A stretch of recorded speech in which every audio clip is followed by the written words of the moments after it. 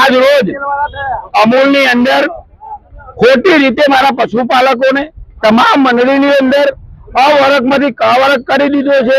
અન્ય પણ જમીનના કૌભાંડો કર્યા છે. આ જે અમૂલની અંદર ચેરમેન એમડી પાલાસીનોના ડિરેક્ટર પપ્પુભાઈ કોન્ટી કાકા આ 4-5 જણા લોકો એવું સમજે છે કે અમૂલ ડેરી અમારા બાપની છે. અમે તમામ પશુપાલકો તમામ ચેરમેનો એવું કહેવા માંગીએ છીએ કે તમારા બાપની ડેરી નથી.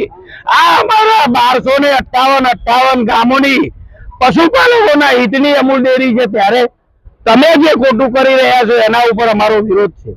અમારો કોઈ આ ભાજપ કોંગ્રેસની કોઈ લડાઈ નથી. આ લડાઈ ફક્ત ને ફક્ત પશુપાલકોની છે. છેલ્લા 5 વર્ષથી આમને માજા મૂકી દીધી છે અમૂલની અંદર. એમને મન ભાવે એ રીતે બહારના લોકોની 25-25 લાખ રૂપિયા લઈને ભરતી કરે. અમારી 27/9ની સાધારણ સભાની અંદર પણ માંગણી હતી કે 3 મુદ્દા ઉપર માંગણીની રજૂઆત હતી, પણ આજ સુધી 10 મહિના જવા આવ્યા તો સુધી આ લોકોના પેટમાં પાણી નથી હલતું. ત્યારે આમાંથી ક કર્યા છે એટલે તમામ મંડળીના લોકો અમે આજે આવેદન પત્ર આપવા આવ્યા છીએ.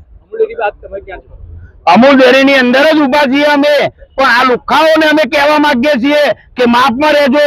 આવનારા દિવસોમાં અંદર 1258 મંડળીની અંદર એક પણ ગામમાં નહીં દેખાય. મારા પશુપાલકોનો ન્યાય આપજો.